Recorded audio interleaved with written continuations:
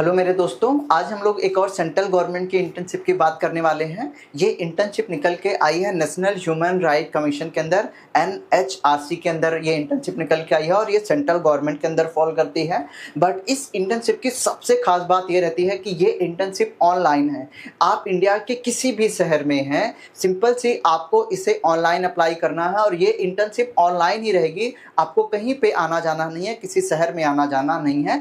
आपको अपने घर बैठे ही इस इंटर्नशिप के लिए अप्लाई करना है और इस इंटर्नशिप को ऑनलाइन ही अटेंड करना है। और इस इंटर्नशिप की ड्यूरेशन जो रहती है सिर्फ 2 वीक की रहती है, मींस 15 दिन की ये इंटर्नशिप रहती है। इस इंटर्नशिप के दौरान आपको एक सर्टिफिकेट दिया जाएगा जो नेशनल ह्यूमन राइट कमीशन के तहत दिया जाता है। तो आपको एक सर्टिफिकेट भी मिलेगा कि आपने यहाँ से इंटर्नशिप करी है। तो इस इंटर्नशिप को सिर्फ करने के लिए आपको पैसे भी दिए जाएंगे। जो स्टिपेंड दिया जाएगा नेशनल ह्यूमन राइट कमीशन की तरफ से, वो आपको 2000 रुपये एक इंटर्नशिप के पैसे भी दिए जाएंगे कि आपने नेशनल ह्यूमन राइट कमीशन के अंदर इंटर्नशिप करी है, इसके लिए आपको 2000 रुपया स्टिपेंड भी दिया जाएगा।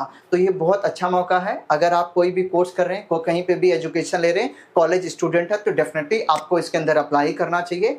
और इजी तरीके से एक गवर्नमेंट ऑफ इंडिया की तरफ से इंटर्नशिप का सर्टिफिकेट मिलेगा, आपको 2000 रुपये भी मिलेंगे और आपको ढेर सारा एक्सपीरियंस भी मिलेगा। तो अगर आप कॉलेज में पढ़ रहे हैं, कॉलेज में होते हुए आप इंटर्नशिप करते हैं, तो डेफिनेटली आफ्टर कॉलेज में आपको जब आप अपना CV बनाएंगे, उसके लिए आपको बहुत बेहतरीन कंटेंट मिलेगा कि आपने यहाँ से इंटर्नशिप कर रखी है। ये आपके CV को बहुत स्ट्रॉन्ग बनाएगा और आपको जॉब लेने में मदद मिलेगी।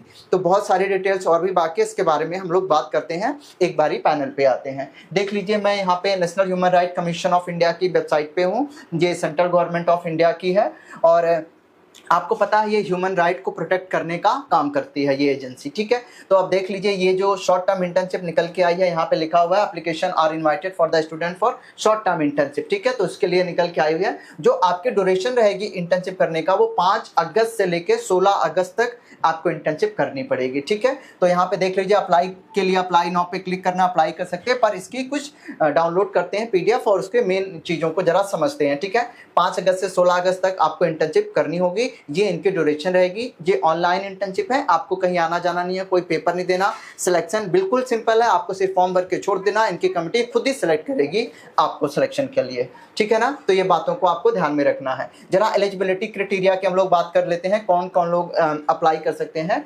अगर हम इसके एलिजिबिलिटी क्राइटेरिया की बात करें तो ये बहुत सिंपल एलिजिबिलिटी क्राइटेरिया दे रखा है कि अगर आप 5 साल वाला कोई भी कोर्स कर रहे हैं, तो अगर आप उसके 3rd ईयर में है, 4th ईयर में है, 5th ईयर में है, तो आप इस इंटर्नशिप में अप्लाई कर सकते हैं, ठीक है। 5 साल का अगर कोई भी आप कोर्स कर रहे हैं, तो उसमें 3rd ईयर वाले, 4th ईयर वाले, 5th ईयर वाले इस इंटर्नशिप में अप्लाई कर सकते हैं, ठीक है। तो अगर कोई भी बच्चा है जो कोई भी कोर्स कर रहा है जो उसके 3rd ईयर में है, अगर आप कोई 3 साल वाला कोर्स कर रहे हैं और आप उसके 3rd ईयर में हैं, तो भी आप उसमें अप्लाई कर सकते हैं। तो 3 साल वाले कोर्स में आपको 3rd ईयर में होना पड़ेगा अगर आप अप्लाई करना चाहते हैं तो, ठीक है। आगे देखते हैं। देख लीजिए, C पॉइंट में इन्होंने लिखा हुआ है कि अगर आप 3 साल वाला LLB कर रहे हैं, तो आप किसी भी सेमेस्टर में हैं, आप अप्लाई कर सकते हैं, ठीक है। तो LLB वाले बच्चों के लिए स्पेशल छूट दी गई है कि अगर आप 3 साल वाला LLB कर रहे हैं, तो चाहे आप उसके 1st ईयर में हो, 2nd ईयर में हो, 3rd ईयर में हो, तो आप अप्लाई कर सकते हैं, सिर्फ LLB वाले स्टूडेंट। बाकी जो स्टूडेंट है जो 3 साल वाला कोर्स कर रहे हैं, वो सिर्फ 3rd ईयर वाले ही अप्लाई कर सकते हैं। बट LLB वाले स्टूडेंट कभी भी अप्लाई कर सकते हैं, चाहे आप 1st ईयर में हो, 2nd ईयर में हो या फिर 3rd ईयर में हो। इस बात का ध्यान में रख लीजिए। पोस्ट ग्रेजुएशन वाले जो पोस्ट ग्रेजुएशन कर रहे हैं डिप्लोमा में, वो भी इसमें अप्लाई कर सकते हैं। इस बात का ध्यान में रखें, चाहे वो किसी भी सेमेस्टर में है। और देख लीजिए, उन्होंने कहा हुआ अगर आप रिसर्च स्कॉलर हैं, अगर आप रिसर्च स्कॉलर हैं किसी भी स्ट्रीम में, तो भी आप अप्लाई कर सकते हैं, ठीक है। तो बहुत सिंपल सा एक बार रिपीट कर देता हूं। अगर आप रिसर्च स्कॉलर हैं, किसी भी सेमेस्टर में, किसी भी ईयर में हैं, आप अप्लाई कर सकते हैं। अगर आप पोस्ट ग्रेजुएशन कर रहे हैं, तो किसी भी ईयर में हैं, किसी भी सेमेस्टर में अप्लाई कर सकते हैं। अगर आप 3 साल वाला LLB कर रहे हैं, किसी भी सेमेस्टर में है, किसी भी ईयर में आप अप्लाई कर सकते हैं। अगर आप नॉर्मल कोई कोर्स कर रहे हैं 3 साल वाला, तो आपको उसके 3rd ईयर में होना होगा, तभी आप अप्लाई कर सकते हैं। एक्सेप्ट LLB के अलावा सारे कोर्स उसी में आ जाएंगे, ठीक है। और एक और दे रखा है कि अगर आप 5 साल वाला कोई भी कोर्स कर रहे हैं, अगर आप 5 साल वाला कोई कोर्स करें, तो आपको 3rd, 4th, 5th ईयर में ही अगर हैं, तो आप अप्लाई कर सकते हैं, अदरवाइज अप्लाई नहीं कर सकते हैं। तो ये इस यहाँ पे एलिजिबिलिटी दी गई, मैंने बता दिया, प्लीज इसे ध्यान से पढ़ लीजिएगा, ठीक है। इन्होंने कहा हुआ है मिनिमम मार्क्स क्राइटेरिया इन्होंने रखा हुआ है कि आपको 12वीं में 60% होना चाहिए। उसके बाद जितने भी आपने, चाहे सेमेस्टर का एग्जाम हो चाहे ईयर का एग्जाम हो, आपके हर सेमेस्टर में 60% होने चाहिए, तभी आप एलिजिबल हैं। 12वीं में 60%, उसके बाद हर एक सेमेस्टर में आपके 60% मार्क्स होने चाहिए, तभी आप एलिजिबल माने जाएंगे। ये बात उन्होंने यहाँ पे लिखी हुई है, ठीक है। अब देख लीजिए, आपको एक 250 वर्ड्स का स्टेटमेंट ऑफ पर्पस लिखना होगा। स्टेटमेंट ऑफ पर्पस का मतलब ये होता है कि आप एनएचआरसी के अंदर इंटर्नशिप क्यों ज्वाइन करना चाहते हैं। आपको एक 250 वर्ड्स का एक स्टेटमेंट ऑफ पर्पस लिखना पड़ेगा। यहाँ पे उन्होंने ये बात को बोला हुआ है, पॉइंट नंबर 4 में आप यहाँ पे देख सकते हैं, ठीक है। अगर मैं बात करूं कि एनएचआरसी के अंदर किस बेस पे सिलेक्शन होता है, तो इसी बेस पे सिलेक्शन होता है, स्टेटमेंट ऑफ पर्पस के बेस पे, कि आप एनएचआरसी के अंदर इंटर्नशिप क्यों करना चाहते हैं। इसी को स्टेटमेंट ऑफ पर्पस बोलते हैं। जो जितना बेहतरीन स्टेटमेंट ऑफ पर्पस लिखता है, उसी का सिलेक्शन ज़्यादा होने के चांसेस होते हैं। इसी बेस पे ये लोग सेलेक्ट करते हैं। आप अपने स्टेटमेंट पर्पस में क्या क्या आपके एक्स्ट्रा करिकुलम एक्टिविटीज़ को बता सकते हैं कि आपके एक्स्ट्रा करिकुलम एक्टिविटीज़ आपकी क्या थी। आपने कोई रिसर्च प्रोजेक्ट किया हुआ है तो वो भी आप बता सकते हैं। आपने कोई इंटर्नशिप कर रखी है तो भी वो बता सकते हैं। तो आप अपने आप को अच्छा दिखाने के लिए आप क्या क्या चीज़ों को ऐड कर सकते हैं इस एनएचआरसी के स्टेटमेंट ऑफ पर्पस में, उसी बेस पे आपका सिलेक्शन करेंगे।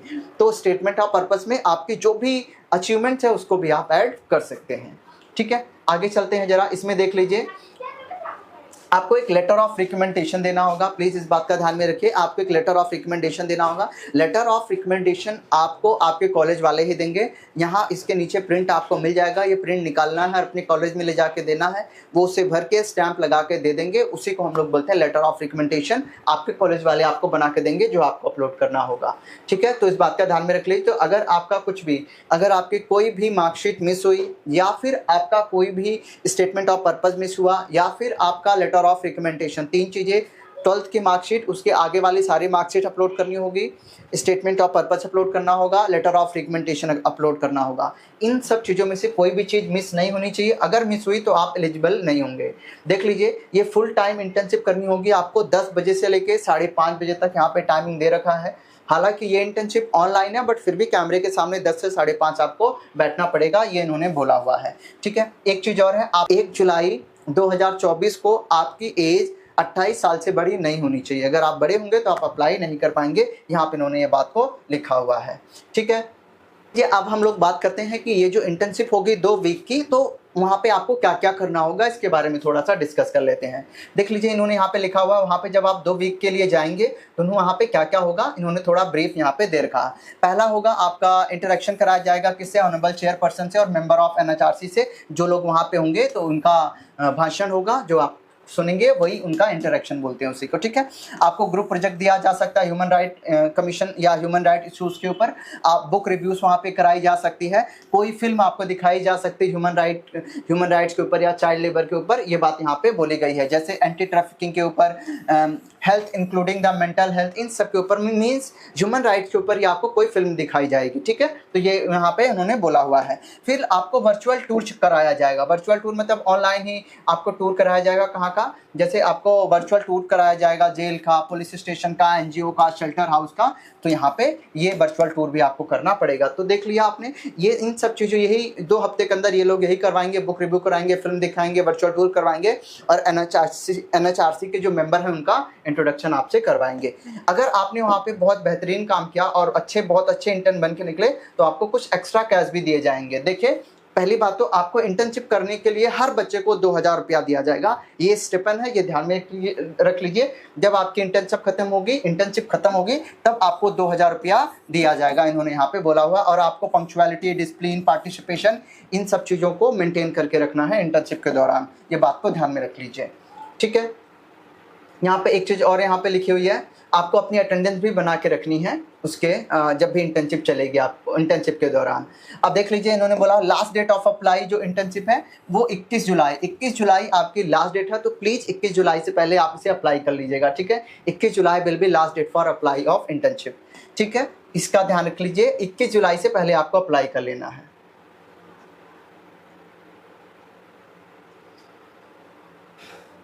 देख लीजिए इन्होंने बोला हुआ है कि किन किन डॉक्यूमेंट्स को आपको रखना पड़ेगा, ये ध्यान रख लिए। इन्होंने कहा हुआ है 12th की मार्कशीट, 12th के बाद जितने भी आपने सेमेस्टर की मार्कशीट होगी उसे आपको अच्छे से यहाँ पे अपलोड करना होगा, प्लस आपको statement of purpose plus letter of recommendation, इन सब चीज़ों की ज़रूरत पड़ेगी, तो आप उसको अच्छे से अपलोड कर दीजिएगा ताकि ये आपके इंटर्नशिप को रिजेक्ट ना करे। फाइनल लिस्ट जो होगी NHRC की वेबसाइट पर डिस्प्ले हो जाएगी, जहाँ से मैं आया हूँ लिंक वहीं पे मिल जाएगा आपको, ठीक है। बाकी कोई भी डाउट आता है तो आप यहाँ पे इनसे कांटेक्ट कर सकते हैं इस नंबर में, ठीक है। बट फिर भी अगर कोई भी आपको डाउट आता है आप मेरे से भी पूछ सकते हैं या फिर आप इनसे भी पूछ सकते हैं, ये आपकी चॉइस रहेगी। बट आपको कोई भी डाउट आता है तो आप कमेंट कर दीजिए या इंस्टा पे भेज दीजिए या टेलीग्राम पे, या फिर मुझे पर्सनल व्हाट्सएप भी कर सकते हैं, ठीक है। पर प्लीज़ पहले कमेंट कीजिए उसके बाद पर्सनल व्हाट्सएप कीजिए, क्योंकि व्हाट्सएप बहुत ज़्यादा आ जाते हैं, सबका रिप्लाई मैं दे नहीं पाता हूँ। इसलिए आप देख लीजिए यहाँ पे ये रहा लेटर ऑफ रिकमेंडेशन का फॉर्मेट, इसको आपको प्रिंट करके आपको अपने कॉलेज में लेके जाना है, वो इसको भरेंगे और यहाँ पे मोहर भी लगाएंगे,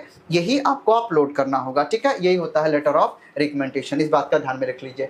आइए चलते हैं, ये लेटर ऑफ रिकमेंडेशन आपको यहाँ से मिलेगा। अब चलते हैं अप्लाई कैसे करना है। बैक आता हूँ मैं, ऑफिशियल वेबसाइट ये रही। यहाँ पे आने के बाद देख लीजिए यहाँ पे लिखा हुआ है अप्लाई ऑनलाइन। अप्लाई ऑनलाइन पे मैंने क्लिक किया है। जैसे ही मैं क्लिक करूंगा, ये सारी डिटेल्स मैंने बता दिया। 28 साल से ज़्यादा आपकी उम्र नहीं होनी चाहिए, ये सारी चीज़ें मैं बता चुका हूँ आपको, ठीक है। आपको क्या क्या चाहिए, 10th की मार्कशीट, 12th की मार्कशीट, आपको ग्रेजुएशन की मार्कशीट, और आपने अगर कोई अदर एग्जाम दिया उसकी मार्कशीट, आपको अपने कॉलेज का आई कार्ड भी चाहिए, और आपको लेटर ऑफ रिकमेंडेशन भी चाहिए, जो मैंने अभी आपको बता दिया था, ठीक है। तो इस बात का आपको ध्यान में रखना है। बाकी वही आपको मोबाइल नंबर, ये सब चीज़ें जो यहाँ पे लिखा हुआ है। Have you done the internship earlier with NHRC, अगर आपने पहले कर रखा होगा तो आप एलिजिबल नहीं है, तो आपको यहाँ पे नो क्लिक करना है। जैसे आप नो क्लिक करेंगे, प्रोसीड का बटन आएगा, आपको प्रोसीड करना है। जैसे आप प्रोसीड करेंगे, फिर यहाँ पे आपको अपना मोबाइल नंबर, आपको ईमेल ID और आपका कैप्चा डालेंगे, रिक्वेस्ट OTP करेंगे, तो फिर उसके बाद आपका फॉर्म खुल के आएगा। फिर उस फॉर्म को आपको तसल्लीपूर्वक भरना है, और भरने के बाद एक एक डिटेल को अच्छे तरीके से रिव्यू करना है। जहाँ पे जो बोला है वही भरना है।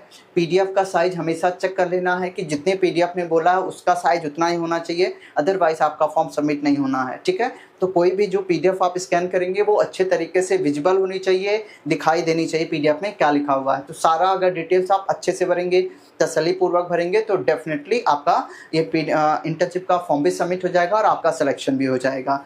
लेकिन फिर भी अगर आपको कोई भी डाउट आती है, कोई भी परेशानी आती है, कहीं पे समझ में नहीं आता है, आप कमेंट कर सकते हैं, आप मेरे से पूछ सकते हैं, या मेरा पर्सनल नंबर व्हाट्सएप के ग्रुप पे है, आप मुझे वहाँ से मैसेज भी कर सकते हैं, ठीक है। बट आप तसल्लीपूर्वक खुद से ही सॉल्व करने की कोशिश कीजिए, सारी डिटेल सॉल्व हो जाएगी, और सारी अच्छे तरीके से फॉर्म भरने के बाद ही आपको तसल्लीपूर्वक सारी डिटेल्स को भरना है, ठीक है। तो पहले आप सारी डिटेल्स को कलेक्ट कर लीजिए एंड उसके बाद फॉर्म को अप्लाई कीजिए। तो लास्ट डेट का आपको ध्यान में रखना है, टाइम पे फॉर्म भरना है, और अगर आप चाहते हैं तो आप अपने दोस्तों को भी शेयर कर सकते हैं।